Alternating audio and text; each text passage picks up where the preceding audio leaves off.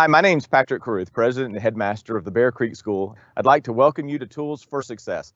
Tools for Success is a partnership between the school and our parents to help you in raising your students. We do a lot in the building with education, and you do a lot at home with education and raising your children. So we want to partner with you in that. So thanks for joining us at Tools for Success. I hope the content that we provide you is useful for you as you raise up children in the way that they should go. I'd also like to encourage you to be on the lookout throughout the year for other events like Tools for Success put on by the Bear Creek School to partner with you to help your student become the individual God intends. Well, thank you for joining us today for Tools for Success. I am excited to have our speaker, Denise Peeler, present today on practical parenting. And we'll be diving into that in just a minute. But before we do, I just want to pray over our time and then also introduce a few things about this event so you can participate as you're watching this from your home or wherever you're watching this. So let me go ahead and open us in prayer this morning. Jesus, thank you so much for this time. I pray over parents this morning that they would be blessed by this information, that you truly just go before us. I thank you for Denise spending time with us this morning, and just anoint this time. Help it be something that honors you and that parents just grow in their parenting from. In your name we pray, amen. So thank you again for joining us. I just want to point out we have a Q&A that you can participate in as we go through this time with practical parenting. And I'm even going to post right now a question for you that you can start to answer as I introduce Denise. But the question is, what is your role as a parent? If you were just to think in the top of your head, this is my role, what do you feel like your role is as a parent? And so we just invite you to go ahead and use that Q&A. We'd love to hear from you if your thoughts on that as Denise dives deeper into that topic today. And I am just so excited to introduce you to Denise because Denise is just an amazing, gifted communicator, speaker, teacher, mom, wife, and I just know you guys are going to be blessed. She's done talks for us before on personality and temperament, and so we're just excited to have her dive in on this topic today on practical parenting to give you more just resources as a parent. And I know as a parent, I am just always blessed by those extra resources as well, and hearing from someone else and being reminded about things that you can do in your parenting to help enrich that relationship with your child. So again, feel free in the chat or the Q&A rather, to go ahead and put thoughts that you have about what is your role as a parent. I also wanted to point out in the Q&A right now, we've printed out, we have notes for you so that you can follow along. If you want to take notes on this piece of paper, we put that in the chat. And then later, Denise is going to be talking, and we have a little sheet for you that gives different ways you can connect with your child. She's going to reference this, and we'll put this in the Q&A for you to print off at your convenience as well. And if you're at a spot right now where you can't print off, don't worry, we'll be giving you these resources later on. So with that, I know we haven't got any of our Q&A postings yet for the question on what your role as a parent, but even as you're thinking through that and processing that, feel free whenever you have a thought with that to go ahead and put it in the Q&A as well.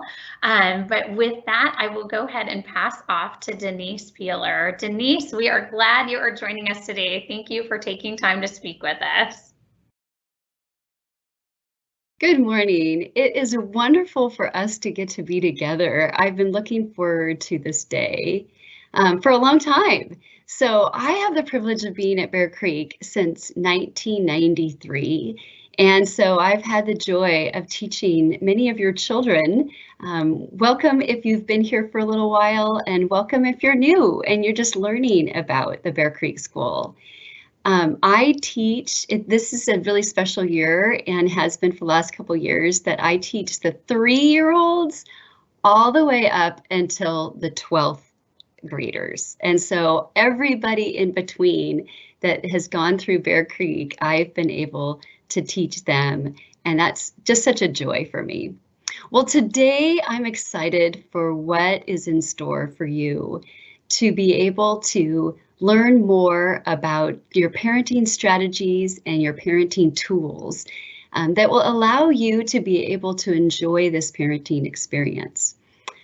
There is a lot of things that are hard about a parent, and I've been speaking for about 20 years, and every time I speak to an audience that's this size, I know there's some hurting parents, that parenting isn't easy, and that you have maybe had some struggles. We all do, don't we, in that area? And then there's parenting where there's those sweet spots. And so we're just wanting to come today, get some new tools in our toolbox, reflect a little bit, and take what you want. It's just like a buffet, or if you go to Molly Moon's, scoop what you want to take with you, or is that going to be something that's going to help you with ideas of what you can do with your family, and leave what doesn't fit. And that will be perfect. I'm really looking forward to being with you. Rachel, do you have any of the roles as parents that you could share with us? I do, and some of the things that have been posted are to guide my child into adulthood, help them to develop their skills and passions. Maria wrote, my role as a parent is being responsible for my children, guiding them to God, show them love, leading them on a successful path in their lives. And Nicole wrote, my role as a parent, love-centered, guide, shepherd, faith demonstrator, consistent, constant, rock, holding the guardrails of respect and safety, teacher of life and examples. Beautiful. Wow, very well expressed. I have to say, thank you so much for sharing those roles.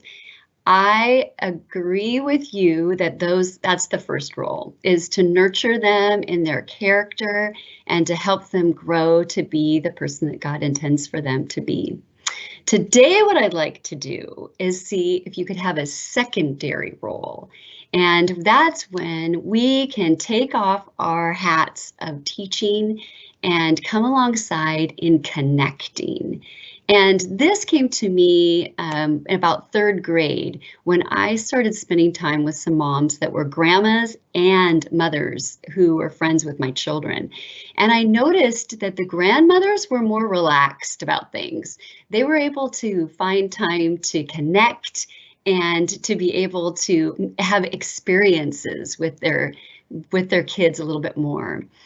And I was like, oh, okay, I want to be like that. I want to be like a grandmother where I seize every moment and make the most of every opportunity with my children. The other population that I spend with is I have a special needs son, and special needs parents know how to let their child be who they are. There's no box. There's no one they have to be. There's no rules. And I have found so often, and I heard it well said, that God loves you and I have a plan for your life. And I have to say, I have to stop from that and just take off that hat and be able to just to connect with my children.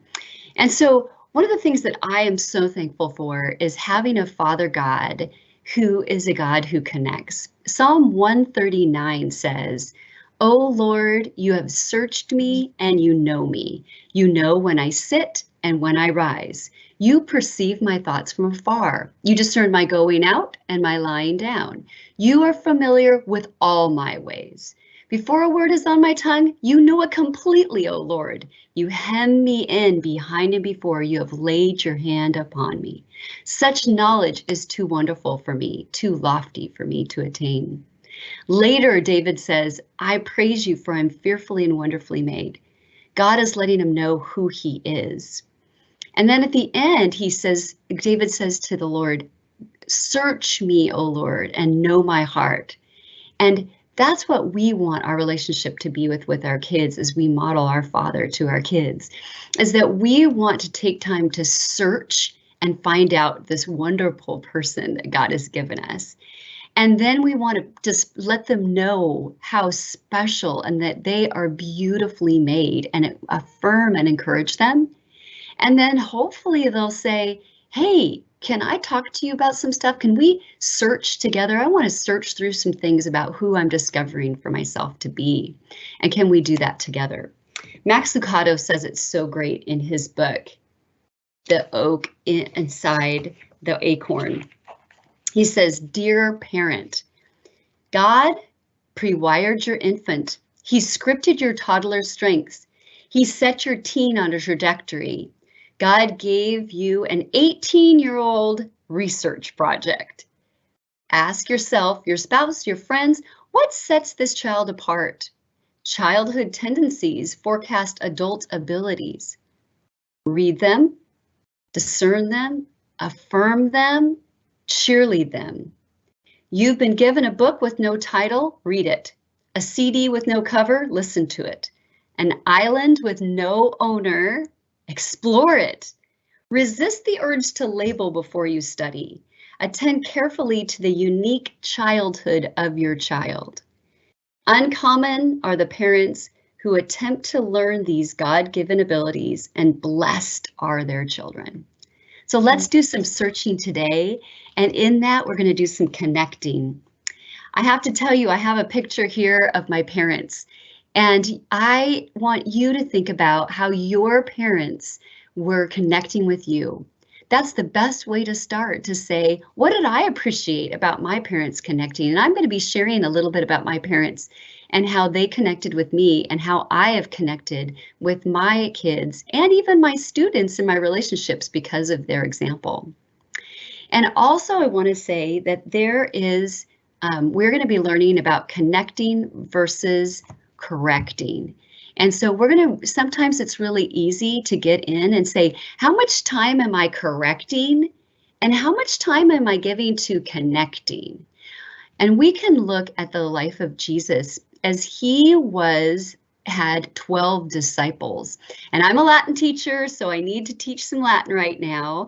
And the Latin is going to be that the word discipulus. And that word discipulus means to learn and a student. So this word right here, discipulus, is a pupil. And it also has the word discere, which is to learn, grasp, analyze, and thoroughly take hold of. And so we have these, we're discipling is the word that we want to come alongside. And we want to have those special memories. And I love, one of my favorite words that I've studied for the last 15 years is the word ginosoko from Philippians 3:10. I want to know God. And that word means to know by experience. So you might be wondering what I have behind me here, but I just went through a life transition of my daughter going to college. And this was the board that was created for me by my good friend, Kelly Anderson. And I have to tell you, I asked Rachel if we could have preschool through 12th grade, because I'd love the preschool parents to hear, before you know it, your child's going to be wearing a cap and gown. The time is going to fly by. So we're going to stop and be purposeful and intentional to be able to seize every moment. And I love this right here because it has my daughter as a little child, and then it has her as an adult as well. I think of it like a quilt. Our days are each piece of this fabric. The seasons are when we start to see the pattern unfold. And then pretty soon, their whole story quilt is being uncovered.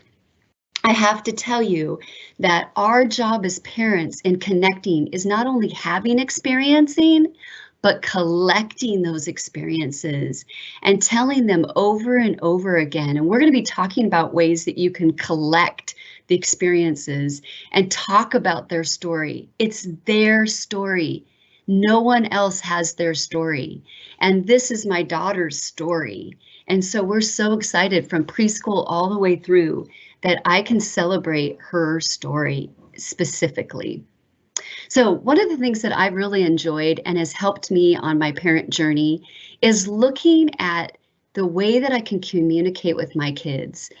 Talking about expectations of what's today going to look like? What's the summer going to look like? What's this year going to look like?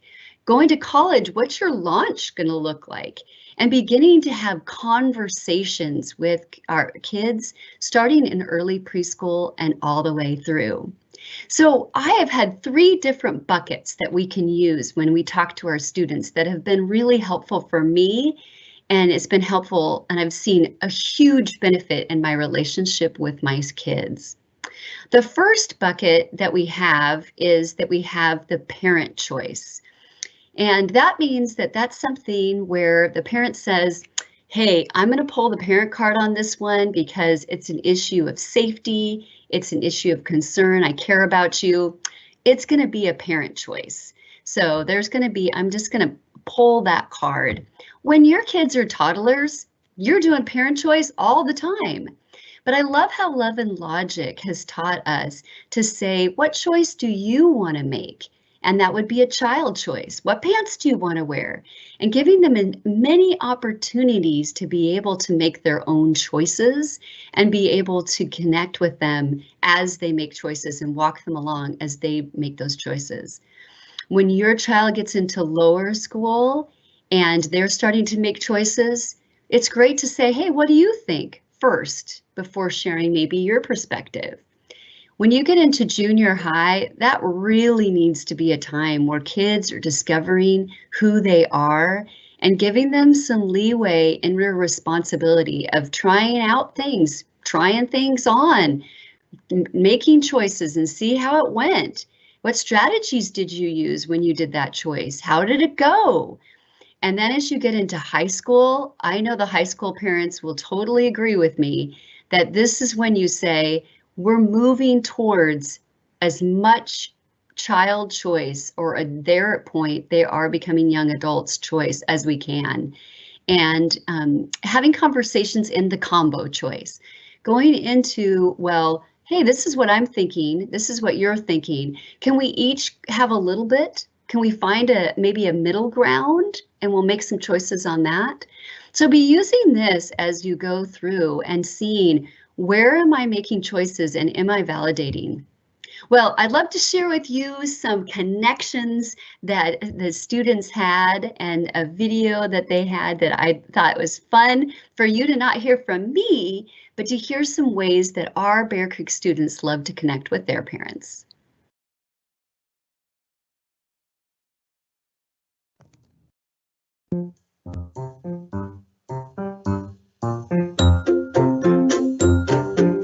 I connect with my mom by going fun places with her. I connect with my mom by running errands with her. I connect with my mom when I go out to get coffee with her, and I connect with my dad when I'm playing catch with him with the football. I connect with my dad by reading books to him. I connect with my family by talking about my day. I connect with my family when we hike and bike together. I connect with my parents by watching movies together, playing sports together, and going on hikes and bike rides together. Hi, I'm Allison Fletcher. And I'm Maggie. I like connecting with my mom by going on walks, and I like connecting with my dad by practicing Spanish together on the Duolingo app. That's fantastic. I loved hearing all their connections. You might want to write down some ways and talk to your kids about the ways that they enjoy connecting with you and the ways that they feel connected with you. Well, we're going to be talking about making 4 different things today and 4 different topics. The first topic we're going to talk about is daily routines. That means intentionally and purposefully making connections in your daily routines and in your seasonal routines. And we're going to be talking about search places and spaces. And you know what that is that when God says, you have searched me and you know me, where are those places where we don't tell them they need to clean their room? We're not lecturing about the homework. We're just spending time with them in those search spaces. And then we're going to be talking about moment making. And it's not just making moments and that those just happen to come, but purposely putting aside time where we're going to have experiences with our kids so that we may know them better and they will know us and there'll be a connection. And then last, we're going to get to the correction, but we're going to talk about it in the teaching time, how we teach our kids and how we can use that time to actually connect with them, not just correct them, but to connect with them. And I know that, and David didn't say, "Oh God, you have nagged me and you have lectured me." No, he tells me that he has connected.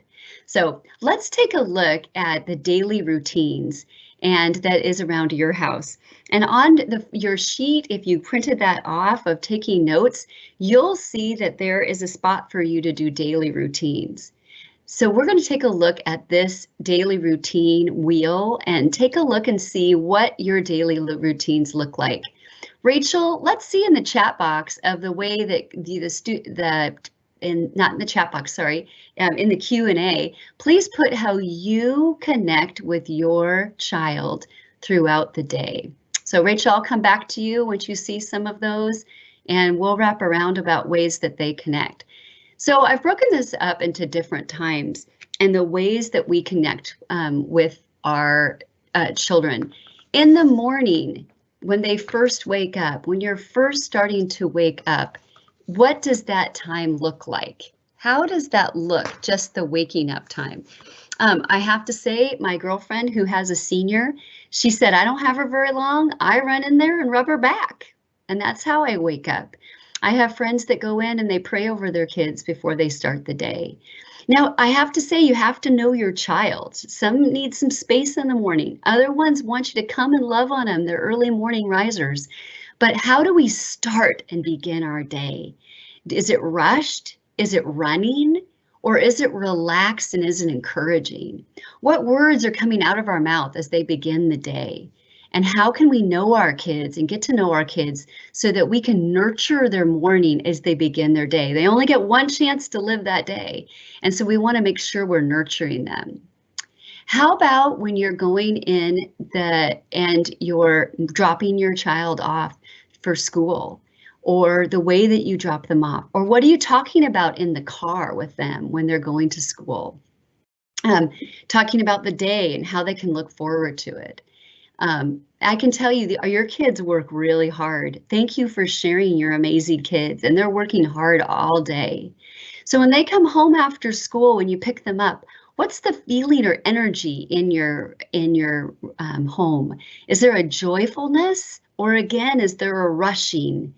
How do you spend time in the afternoons? So just breaking that time up. Sometimes there needs to be a quiet moment. Sometimes with my son, we really like to rub each other's feet. And so we do a read and rub where we have a book that we're reading together, and the person that reads gets a foot rub, and the person who is getting the foot rub gets to just enjoy it, and then we switch. Going outside and jumping on the trampoline and just talking about our trampoline is just a space that's almost like a clubhouse where we can jump on the trampoline. There might be some time that you want to just draw for a little while. What do your kids enjoy that fills them up? Just taking a little moment in your afternoon to connect. Our family loves to play games, and we have a game called Frustration, and it's a fun game where we can play it in a couple minutes because it's a fast game. And so we'll go, okay, one game of frustration before you do a little bit of math. Okay, let's see who's going to win. And we just break up the cards and you try to find the one that's closest, and we laugh and have fun, and then we're ready to head out. Or, hey, why don't we take a break and we're going to go and walk down the road together? Maybe that's something that we're going to do for it. And then as we go into dinner time, what do you have? What do you have as your homework too? What does that look like? I know the McDonough family puts on some classical music sometimes. It puts on a candle, creates an environment where they like to just enjoy being together. And then back to dinner time. So I have to say, when I look back at my parents, I was my mother's shadow during dinner time. I loved being next to her, and it was really a special time in our day. She was a CPA, and she was the second woman CPA in Spokane, Washington. And so she worked full time, but when it was dinner time, it was just she and I. We just got to have time together. Do your kids help with dinner? As they get older into lower school and to middle school and high school, we switch off and have our kids make their meals. And it's really fun to look through recipe books, go to the store together, buy the food together, and then it's their night, and then come alongside them as they start to cook, and then celebrate them at night over dinner. At our house, and when I was growing up, dinner was special time to connect about your day. Hey, what were your highs and lows today? Talk about the fun experience and tell stories. One of the things that I like to do, and I made up cards where we could connect emotionally and we could joke around about history or intellectually talk about things, is I had cards that would say, tell me someone who makes you feel special. If you could meet anyone in the world, who would that be? If you could tell how you feel right now, what color would it be? If you could be any bird, what bird would you be? Or you could say, who is someone that you trust? Or you could do a spiritual one of, what do you think that is the greatest thing that Jesus taught his disciples? I have to tell you that I've made these for friends for presents, my list of my cards, and sometimes we stay at dinner for 45 minutes longer. Sometimes we play a game of charades and people get to take turns. Sometimes we just talk about what's going on in the news, but that dinner time is really special. Then look at how you get ready for bed, and then bedtime. I have to tell you, I was just talking to a parent, and the parent was talking about, hey, the parents were talking like, when do we stop rubbing their back? When do we stop praying with them? And each family needs to decide. But I have to say, I've kept through it because I noticed that my daughter in high school, she wanted me to connect with her. And sometimes it was 10:30 at night and I was exhausted and I have to get up early to work the next day. But that was when she was ready to chat. And so I just said, keep in there. Maybe not every night through junior high and high school, but keep it going. How do you do your daily routines? Well, let's talk about search places. I have to tell you, my parents did an amazing job in doing search places with me and also with my brothers. And search places are those special places in your house to start with. Where in your house are there search places? Those special places that you can just discover. Hey, Rachel, can we go back to the first question and tell us what you have? Yeah, we have lots of great stuff in there. People have been saying things like mealtime, eating together, prayer time, working together, household chores, snuggles. I loved one mom that has a junior, likes to be connected in the evening with their child because they're more open at the end of the day. I found that to be true too with some of our teens and learning that rhythm. I also loved this idea from Emanuela, who said she connects with her girls by surprising them sometimes after school with a small or big activity. Sometimes it's an art or craft. Sometimes they go to the park and walk and sometimes bake together in the evenings, which I loved those as well. So those are really good ones. And we've had some people ask if this is being recorded, and I forgot to tell you this is, so you can get this information later too.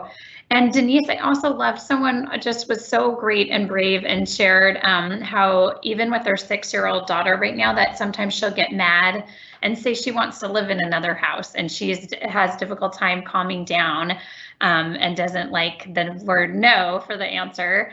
And she said, even though I've taught her how to breathe and try to connect with her that way, she's just not sure what to do and would love resources. And so we even typed in the chat just some encouragement that don't feel discouraged even in those rhythms of that day too, that children like to sometimes gain that control too by using powerful words. And so using those times when your kids are calm to come up with some of those strategies too. So and Denise, if you had any thoughts with those too as well, but really good fun connecting. Sorry for interrupting. Yes, it's fabulous. Let's go on to the next question, and then I'm going to wrap around and answer that question. But I'd like the parents to be able to start answering the next question. And the next question is, where are there search and discover where are the places where you search and discover the beauty of your child to know him or her better? And know is that means yada, and that means to know and connect in a deep way.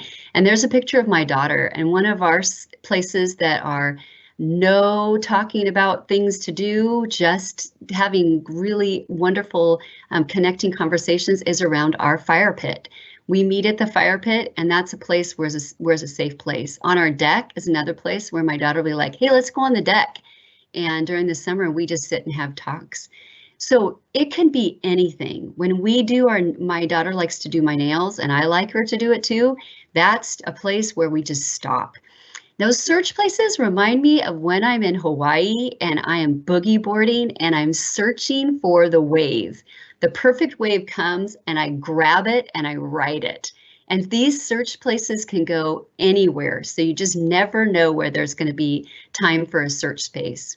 So some of the search spaces for me is on the trampoline, taking walks in the woods, sewing together and doing crafts. Art is a search place for us where we just create and it's quiet and we just gather around and enjoy creating together.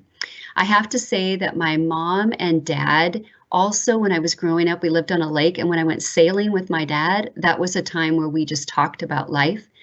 After school, I would sit in my dad's office and we would go over and I'd memorize poetry and he would share poems that we liked, and then we'd talk about life. My mom and I usually took walks in the evenings, or in the winter, growing up in Spokane, we would go cross-country skiing, and those were search spaces. Once a month, my mom would take me out to dinner, and my brothers and I alone into really nice restaurants, and we would just sit and talk, and she would just ask questions. I have to say, during COVID time, I got a $100 gift card, and it was just for taking my kids out. And we just grabbed a drink and went for a walk and just listened and just asked them questions. I noticed would be a question, or tell me why this is something that's important. What are you discovering during this season? I like to do the bud, thorn, and bloom. What's some thorns right now that stink?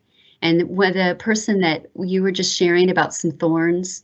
And search spaces are great times to sit and talk about what those thorns are. And I have to say, I have been exactly where you are. And I have found when my students or my kids are acting out, that there's something under the surface and that there are red flags when they are acting out. What's going on behind that? Of course, they need to be disciplined and they need to be self-controlled. Of course, we need to work on that. But those connecting times, I feel like whenever my kids are being sassy or if something's going on, if I just take time to listen, there's something underneath it that's unraveling. And so I have to say, I have been there and I have had the same situation that you have. And so taking time to cool down, it's always a good idea to never teach intention and to never, it's not a time during conflict, but allow to sit down and to have consequences, definitely for self-control and for sassiness or disrespect, but then also times that are those times just to talk about it. Now, I have to say that we're going to wrap around during the teaching time more about this. Rachel, what are you seeing in the search times? Yeah, for the search times, Denise, I didn't post it on the Q&A, so we haven't had as many on that one, but I'll post it again of just search times for parents to see if anyone has any thoughts too. Okay, sounds great. We will go back to that.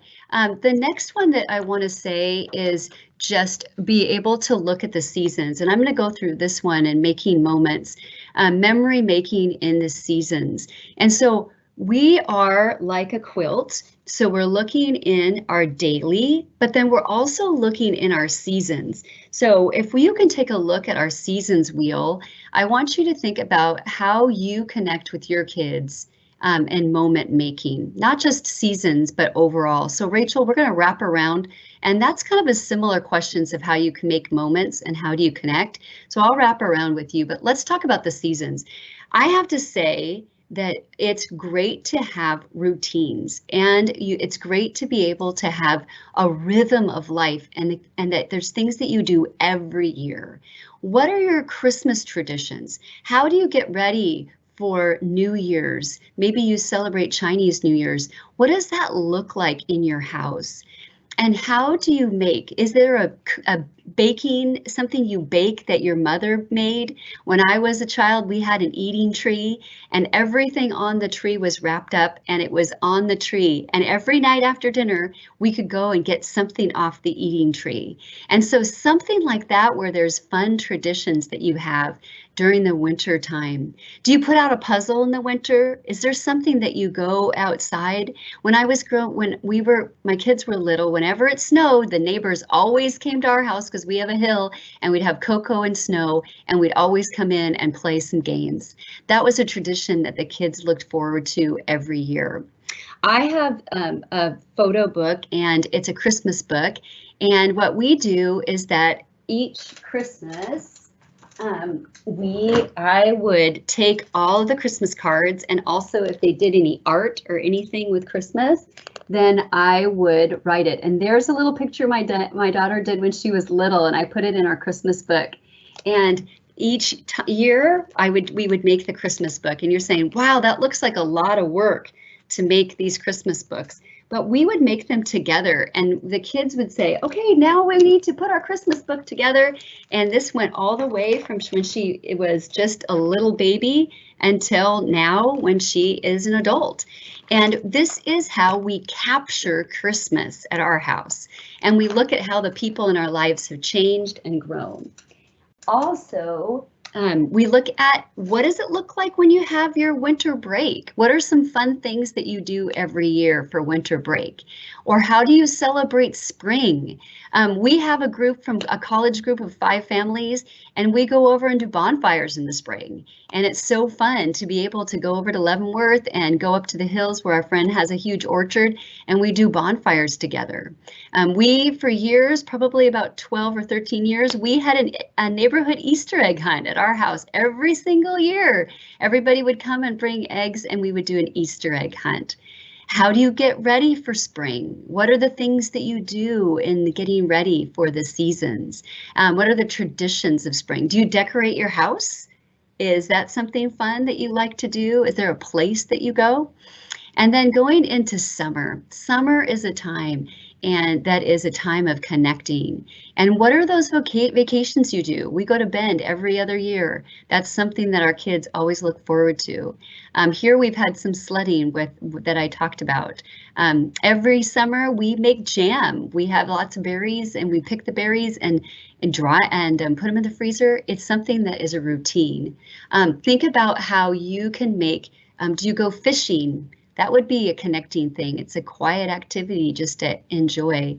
What you do matters in those activities. I have to tell you, the last couple of years, we've gotten into kayaking and tubing. So we've gone tubing in different places like Bend, and we go in Snoqualmie, and it's fun to be able to go tubing different places and make those routines. And this last year, my daughter said, hey, Mom, do you want to come with my friends and I? Was like, oh, I'm invited. That's the goal. I want to make it so my kids want to come home. They want to have those special memories that we've made together. And so summertime, I have to tell you, if you've got preschoolers or younger kids, what we would do is the person of the day, and they would get to choose special things for that day. Also, we'd write out, hey, what's our day and week in summer look like? What do you guys want to do this summer? And we're going to make a list, and we're going to make sure everybody gets to choose.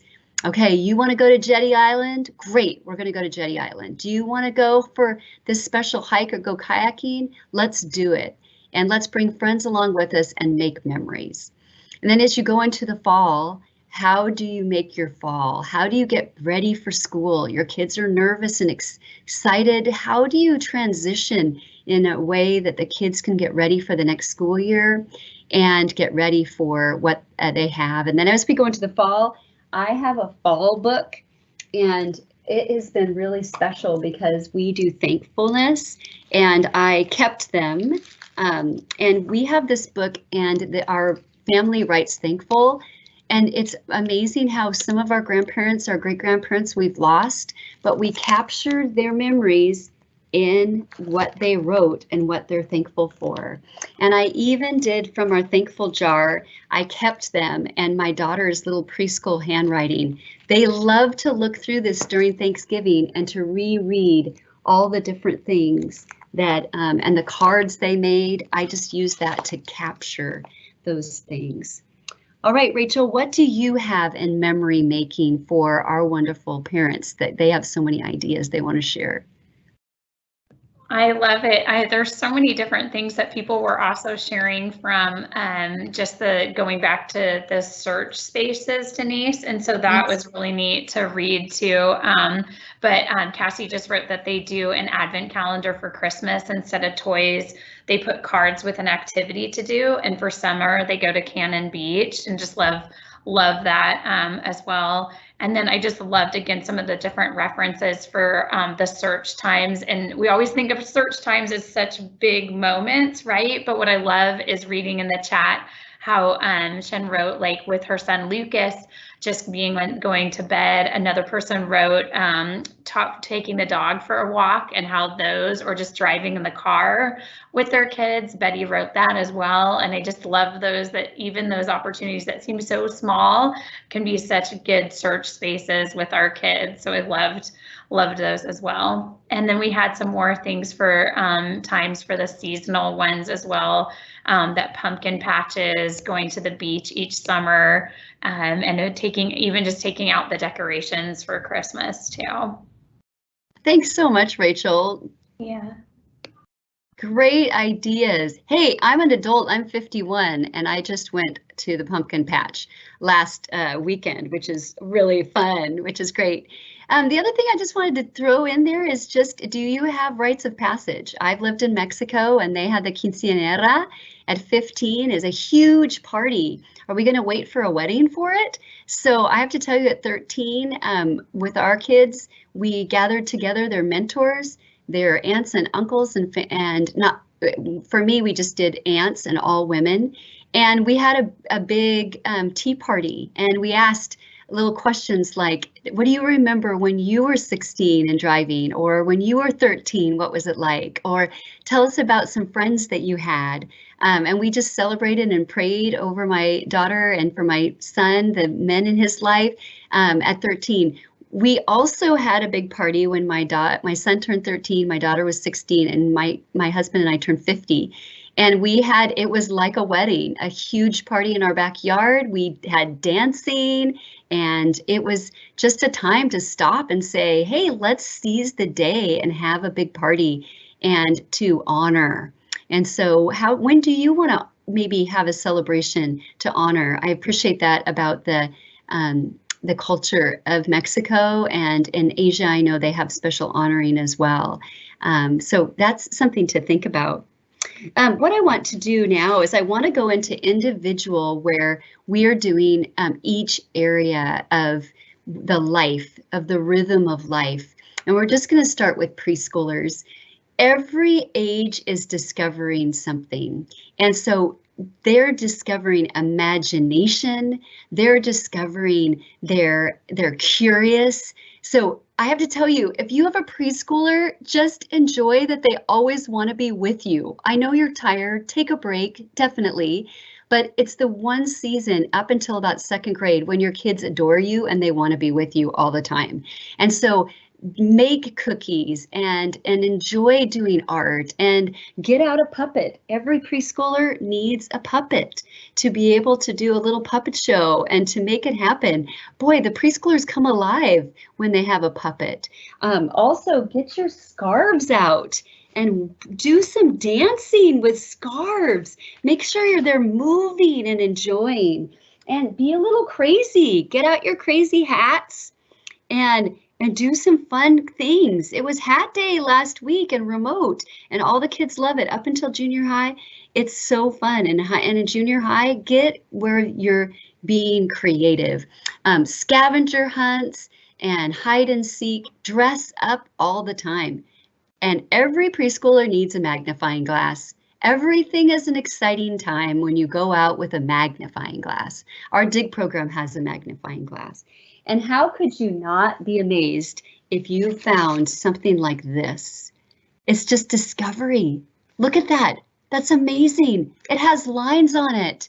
Now we want to go over those lines with crayons. We want to discover about the world around us. So enjoy it. Enjoy Legos, creating, imagination. I believe it's foundational for littles to be able to really get the pathways in their brain and their imagination and their creative side.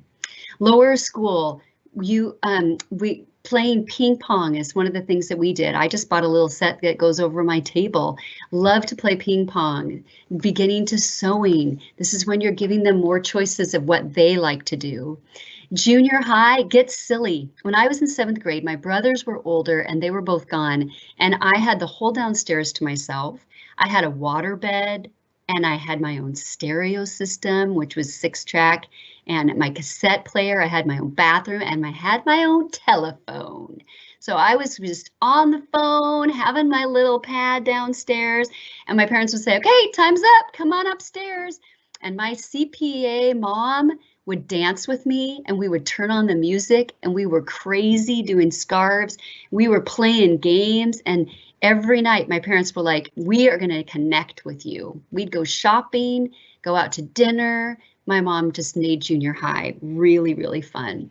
And I have to say, in high school, I have come to enjoy Taylor Swift.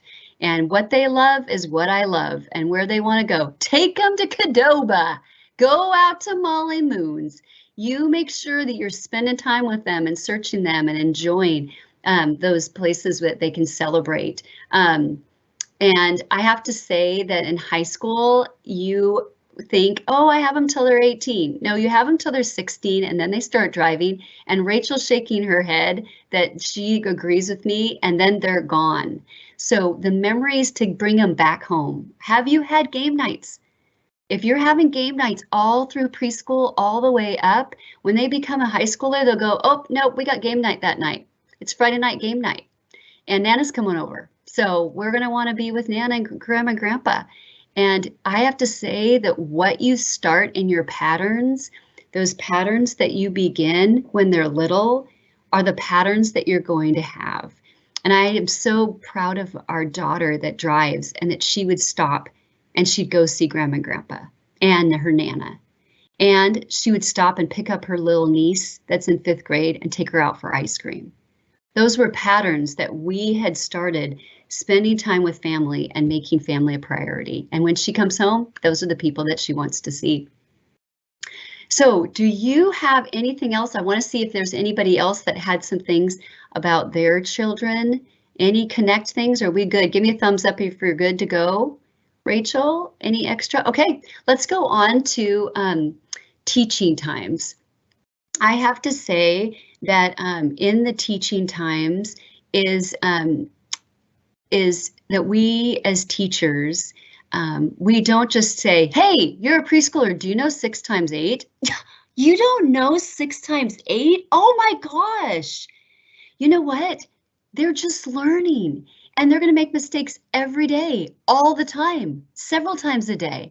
And to just say, I'm going to throw away any expectations, because maybe I've scaffolded them to where they're actually not. Maybe I need to stop, and I need to just take time to get to know where they're at. And so I have to say that we take time to teach. And we take time to teach in a lot of variety of different ways. So when teachers start, they have an anticipatory set. So they're talking about, and you can teach during calm times, where we say, we're going to learn about self-control. And we're going to be talking about self-control. What does self-control look like? Who is someone that is self-controlled that I can be modeling after? How does self-control make other people feel safe and calm? How do I express my words in a way where I can use my voice without being overwhelmed and my amygdala in the back of my brain is not going off? Because our amygdala goes, ah, that's all it does. That's all our amygdala does. It is, it overreacts. So how can my powerful frontal cortex, how can my executive brain tell my amygdala, hey, let's take it down a notch. Let's count to 10, do some deep breathing, take a walk, take a break, How can I learn about that? And then why do we do it? Why? Because we want healthy relationships. We want trust. And when we lose self-control, and this includes parents when we get angry with our kids, we lose trust. And then we can say, hey, I've lost control before. I felt angry. I'm working on it too. And we teach it. So that's a way that we can teach our kids. I have to say, one of the ways I think is teaching is journaling. And also we teach by having conversations. So my daughter made this, that we write each other cards. And you can be writing in the text box, what does teaching time look like for you and your family? Writing cards and teaching our kids. I write my kids cards all the time and put them around, or put them a gift card in for my daughter to go grab a Starbucks, telling them words of who they are, affirming them and who I see them growing to be, but taking time to be patient to teach it. And so it goes from telling what, who, why, and breaking it down, and then guided practice. Be patient. They're just learning and guiding. Yep, you're learning. You're trying on some stuff in junior high. How does that feel? Hey, what tools are you using? Is it working for you? Is it not? What would you do differently next time? And then independent practice. Wow, I can see you're doing that very independently. When they're little, I made little charts or had, beans in the jar to help them so that they'd have something physical as they go into junior high.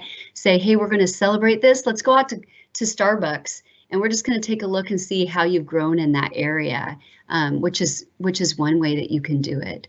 And then going into teaching in high school. Okay, you're late. That's a little later than we need it to be. Let's talk about that. If it happens again, what consequence would you choose that you're going to have? In junior high and later elementary, all the way through high school, just say, what consequence would you choose that you're going to have? They choose the consequence, and if they choose to do it again, say, yep, you chose that. So you said this is what your consequence is going to be, and that's what it's going to be. I have to say, starting in about even preschool, but up into second grade, when there was a mistake or they made maybe a choice that wasn't the best, I would just hand them the paper, and they would draw what they did and then what they would do in the future. They'd write out what they did when they started writing, and they said what they did, what they would do differently, and why is that something that's significant that needs to be changed. And then they would come up with their own consequence. And I have to say, having teenagers was so much easier after that, because we'd say, hey, no screens or no with friends, nothing happens till we come around and wrap around about it. But it's you, it's your life, it's your story. You need to own it. So tell us when you're ready to sit and talk about it. So we would have a family gathering, or just a gathering the parents. We also sometimes, if there was a family problem, we'd talk about it as a family, sit down and talk about it. And my husband and I would just sit there and listen. He's like, this is what I did. This is why it wasn't a good choice. This is what the consequence is going to be next time if I do it. And this is what I'm going to choose to do. My kids know how to mop, vacuum, clean. They can clean the bathroom. There's always lots of jobs to do. And so they would go out and I'm going to weed for 45 minutes. Great.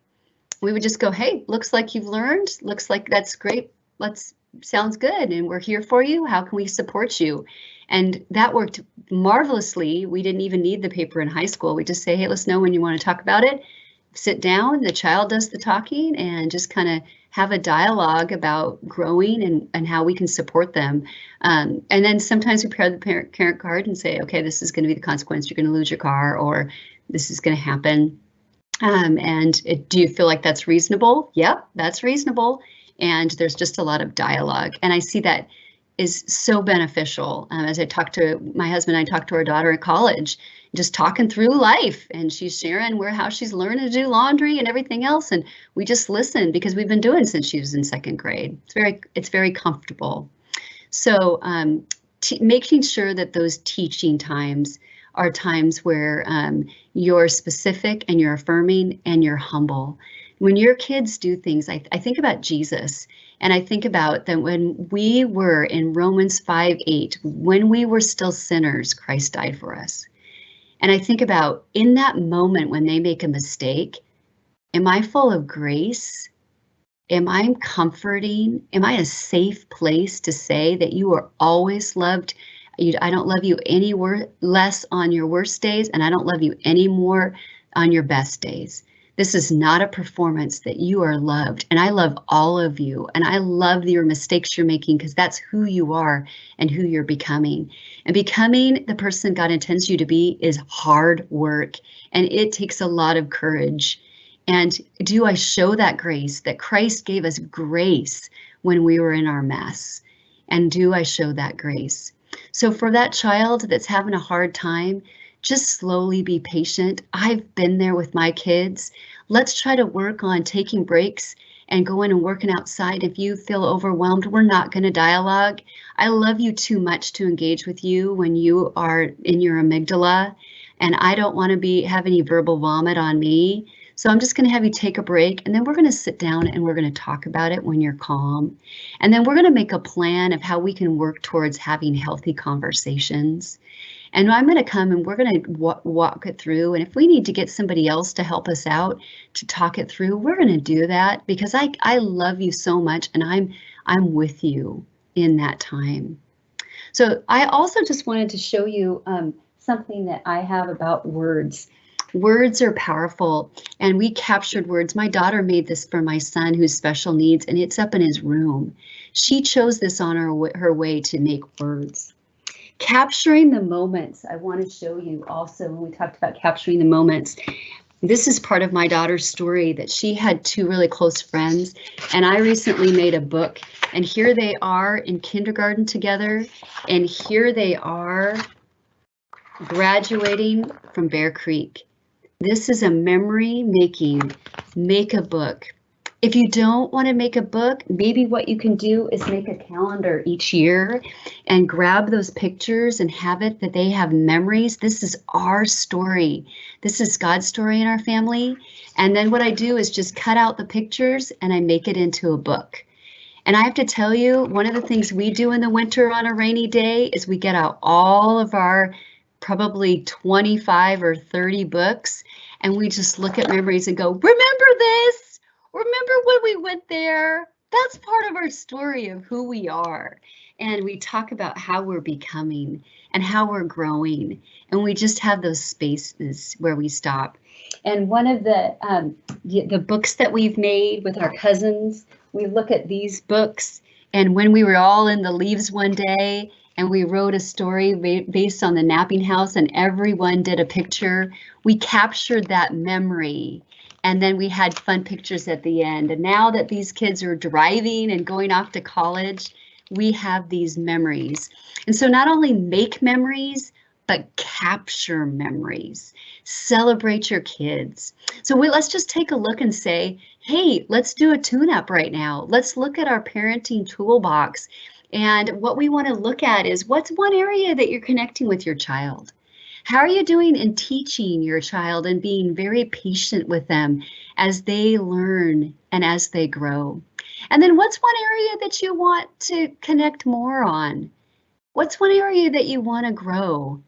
Do you want to make sure that you take time to teach in calm moments over some tea, or out on the deck, or maybe going out and saying, hey, I'd like to wrap around with you? I always just say, hey, I've got something that I'd like to talk to you about. Let me know when you're ready. And then the kids are like, okay, I'm ready now. And let's go talk about it. And I found that their conversations are really helpful, and I learn a lot about them, and that they learn too. Well, I'm so thankful. I'm going to put back to Rachel. And if you want to wrap up, Rachel, with some of the things you've heard, I have just been so privileged to be with you. Thank you so much for this time together.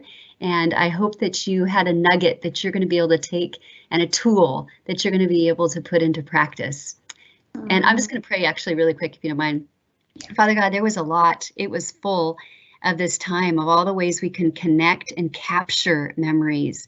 Lord, I just pray that you would be with these amazing parents. I pray that they would know that you are guiding and directing them, that I just pray that they would sense that they're not alone in this journey. I just have my heart for that one parent, because I have been there. I have cried. I have mourned over hard times. And even now there's spaces that are hard.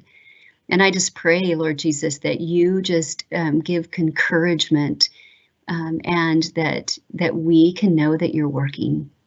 Lord, I just thank you for the amazing kids that are represented by these parents and the gift they are from you. Make us just intentional in moment making every day, every year, and throughout a lifetime in the quilts that you're creating of the stories of our lives. You're an amazing God, and we just thank you for this time. Amen.